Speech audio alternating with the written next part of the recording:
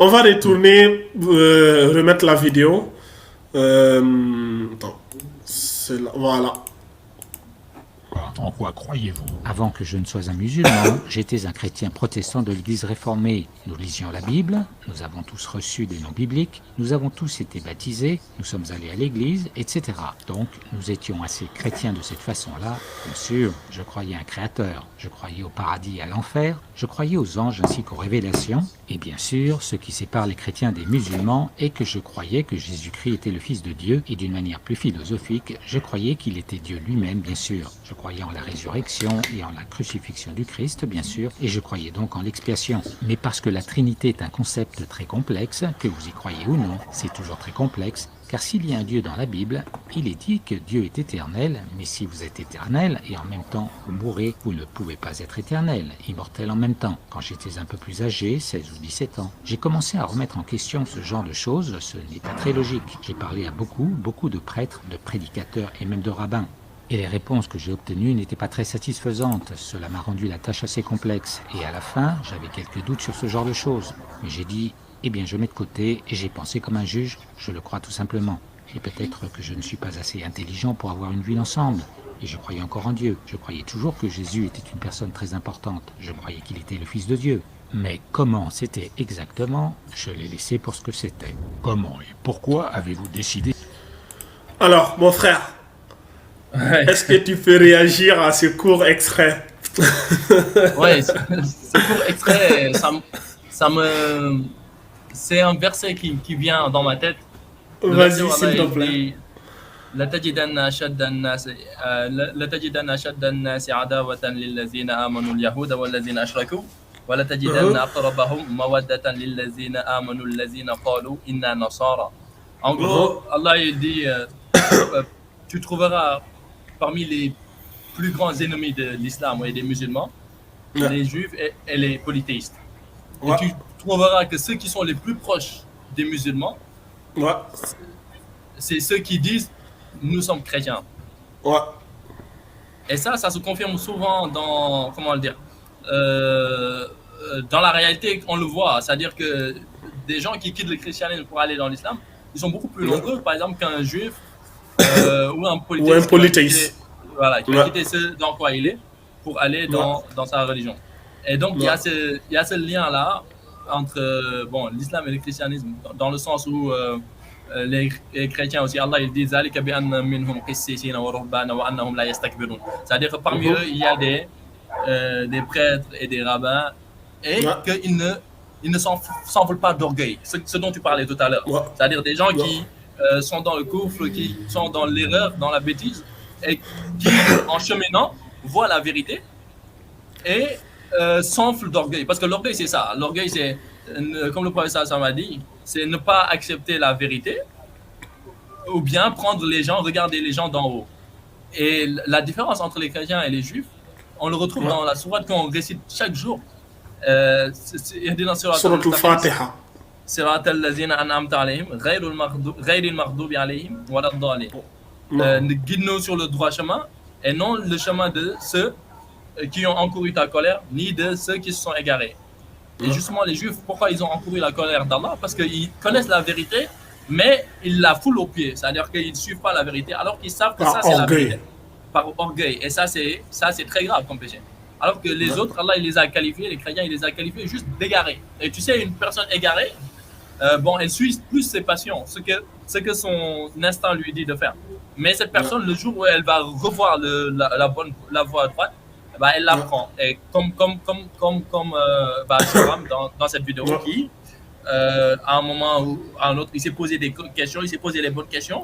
Et comme tu disais tout à l'heure, la personne, quand vraiment elle cherche la vérité, comme Allah il le dit aussi dans le Coran, وَمَنْ يُرِدِ اللَّهُ أَنْ يَهْدِيَهُ يَشْرَحْ صدره l'islam. Voilà, Allah, celui qu'il veut guider, il ouvre sa poitrine vers l'islam. À l'islam. Et donc ça, c'est très important d'être déjà sincère. Si Allah, comme Allah il le dit aussi, لو يعلم الله خيرا في قلوبهم. En gros, si Allah sait si Allah sait que dans leur cœur il y a du khair, yu'tihim khair.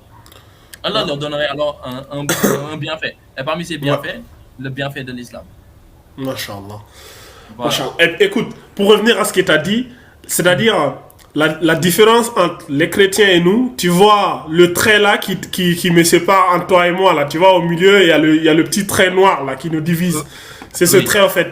Et quand les compagnons Ridwanullah alayhim, ils sont allés, ils ont fait la hijra pour aller à Habasha, en Abyssinie, lorsque Ja'far ibn Abi Talib, le fils de Abu Talib, lorsqu'il a récité le Coran, la sourate Maryam devant An-Najasi, le Négus, il a versé des larmes, il a pris un bâton, il a dit la différence, un bois fin, il a dit la différence entre vous et nous, il n'y a même pas, c'est comme ce bois là, tellement que nos religions sont très identiques. Mais notre différence, c'est là où il a parlé de Trinité. Il a dit, il est Dieu. Après, il a dit, il est le fils de Dieu. Après, tu vois, lui-même, son cerveau, il a bugué, tu vois. Parce que une personne saine d'esprit, une personne cohérente, quand on te dit, il est Dieu, il est fils de Dieu, mais tu te dis, mais attends, déjà, même quand on va prendre le concept de la Trinité, et qu'on réfléchit, qu'on médite sans vraiment de parti pris, de façon logique, de façon cohérente, admettons qu'on n'est pas musulman et qu'on entend la Trinité. Moi, quand j'ai entendu la Trinité pour la première fois, j'étais petit, mais j'ai rigolé, tu vois. Mon cerveau de gamin n'a pas pu capter ça. Oui. Mon cerveau de gamin, j'avais même pas 10 ans, j'ai entendu ça. J'ai dit, mais quoi? Tu vois, j'ai rigolé, en fait. On me dit, il est Dieu. Après, on dit, puisque l'humanité a commis des péchés, Dieu a tant aimé le monde qu'il a envoyé son Fils unique afin que quiconque croit à lui ne périsse point. Moi, quand j'étais petit, la plupart de mes amis, ils étaient chrétiens, tu vois. J'ai grandi même avec des chrétiens dans la même cour. Donc, moi, je connaissais plein de chansons chrétiennes. Tu vois, quand on était petit, tu sais, quand tu es petit, tous tes amis chantent, mais toi aussi, tu chantes, tu vois, tu connais bien. On allait à ils appelaient quoi, les baptêmes, tout ça, tu vois, on était petits, on suivait, on allait à l'église et tout, tu vois. Il y avait des écoles même qui étaient dans il y avait, tu vois, la plupart des écoles, avant les meilleures écoles, c'était des écoles catholiques. Et beaucoup de gens inscrivaient leurs enfants dans les écoles catholiques, donc voilà, beaucoup ont perdu l'islam à cause de ça. La dernière fois, j'en parlais à la rentrée scolaire, faites attention. Vous inscrivez vos enfants dans des écoles catholiques. Certes, c'est des bonnes écoles, mais ils peuvent perdre l'islam parce qu'ils vont venir, ils vont faire les croix, machin, tout ça. Donc, je disais quoi? Dieu a tant aimé le monde qu'il a envoyé son fils pour mourir à la croix pour sauver le monde. J'ai dit, mais pourquoi? Ou bien Dieu est venu lui-même pour mourir, pour pardonner. Pourquoi Dieu aurait besoin de venir sur la terre, d'aller sur la croix, de mourir, de se faire tuer par sa propre créature afin de sauver le monde? C'est pas logique. Mais même moi, j'ai des serviteurs chez moi, je suis roi. Pourquoi moi-même le roi, j'irais me faire bastonner par mes propres sujets afin de les pardonner? Je peux décider de les pardonner. Tu vois, il n'y a pas besoin de venir. Et en plus, un Dieu, si le Dieu il est éternel, comment un Dieu éternel peut encore revenir mourir?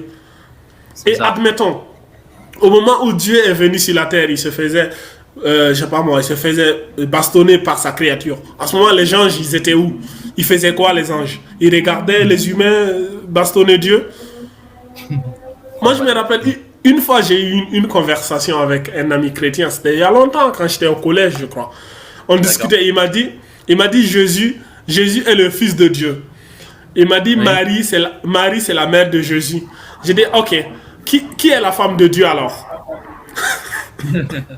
Et tu vois, au fond de lui, il n'osait pas me dire Marie, si Jésus c'est le fils de Dieu et que Marie c'est la mère de Jésus, donc son père c'est Dieu, Marie c'est sa mère.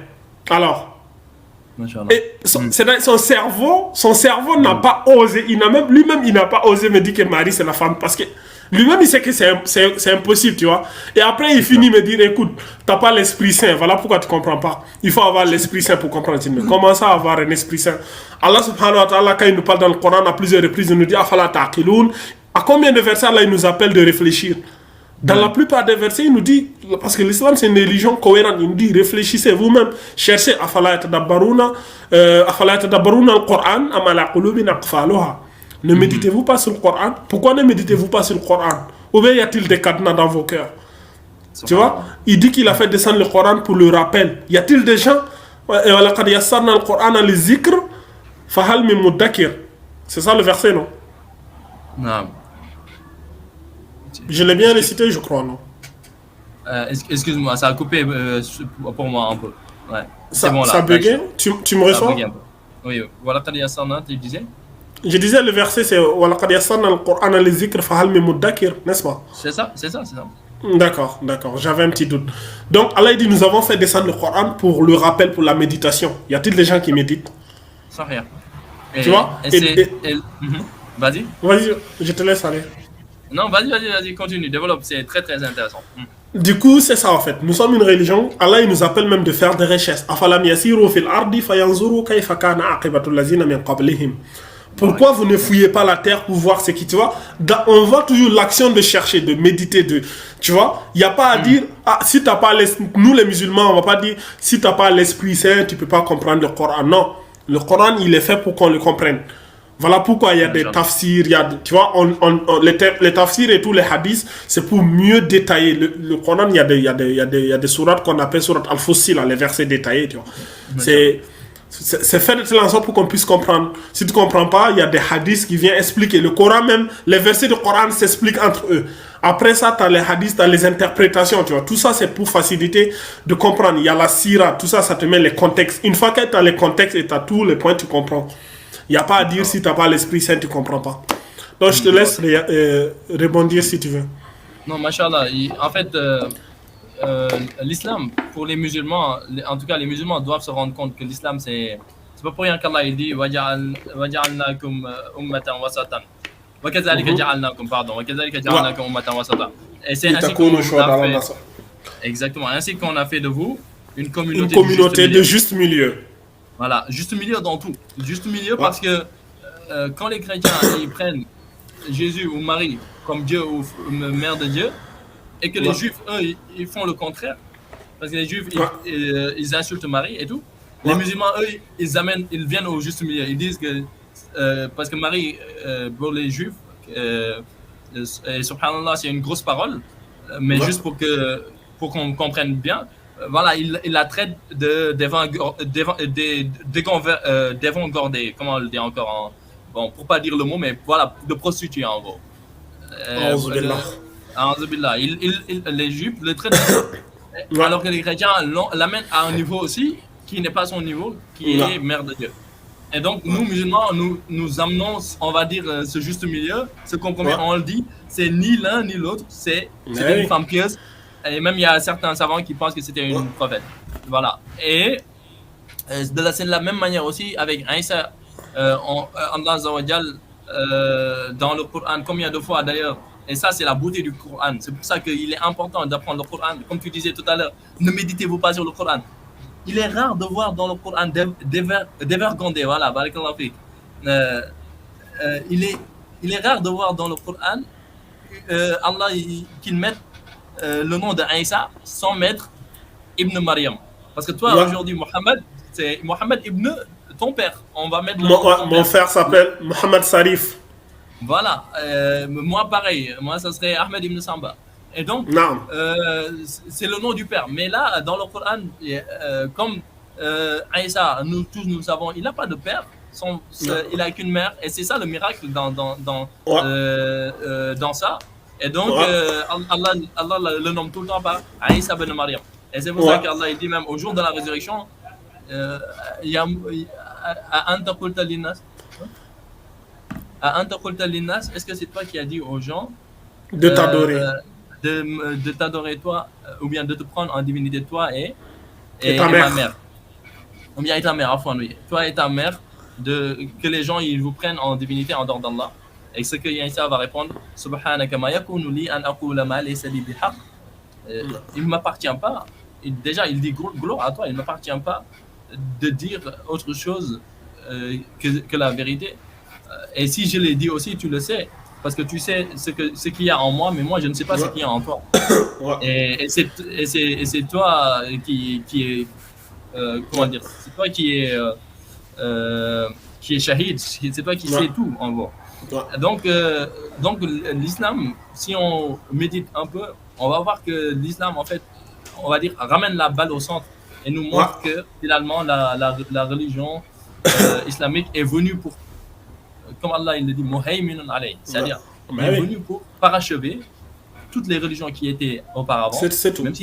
Même si tous les prophètes, comme le prophète sallallahu l'a dit dans un hadith, Ouais.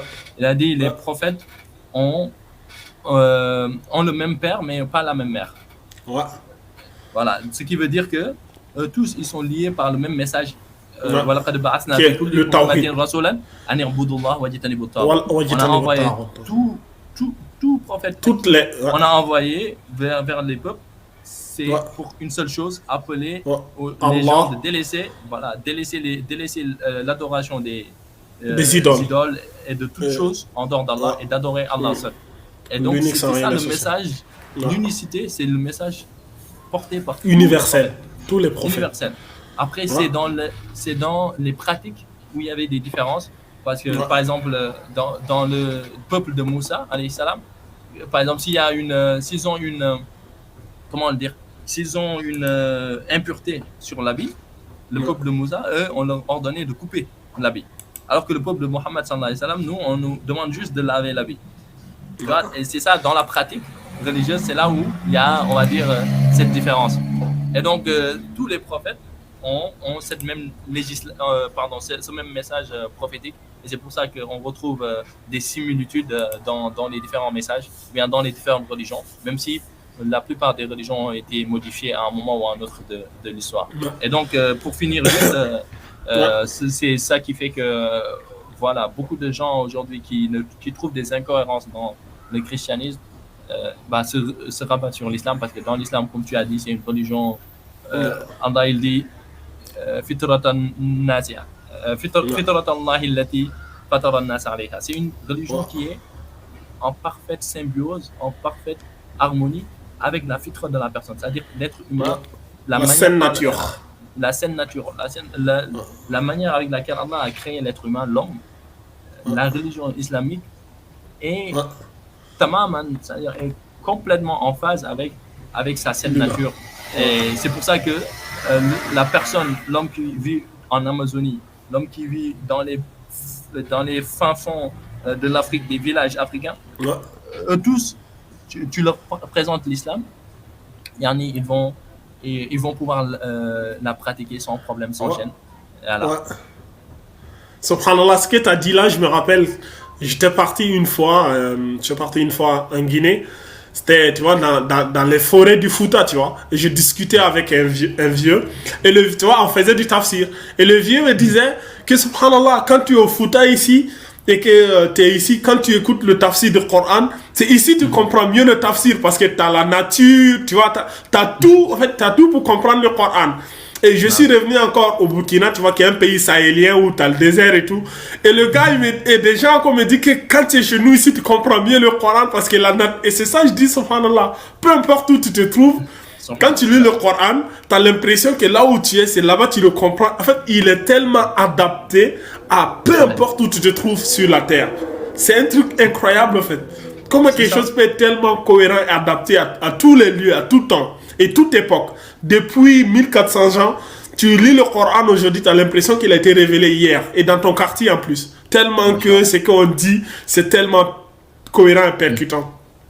Et en plus, pour revenir au sujet de la vidéo, au sujet de la Trinité, pour ceux qui disent que Jésus serait peut-être Dieu ou fils de Dieu parce qu'il est né d'une mère sans père. Et Adam alors? Adam, il n'avait ni père ni mère. Il n'a jamais été allaité par personne. Tu vois? Il est né adulte avec la barbe et tout. Donc Adam, il mériterait beaucoup plus la divinité ou d'être le fils de Dieu que Jésus, fils de Marie.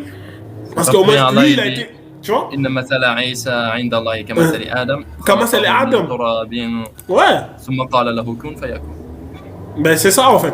C'est ça que beaucoup ne comprennent pas. C'est pas parce qu'il est né d'une mère sans père qu'il serait Dieu. Ce serait un raccourci trop facile en fait.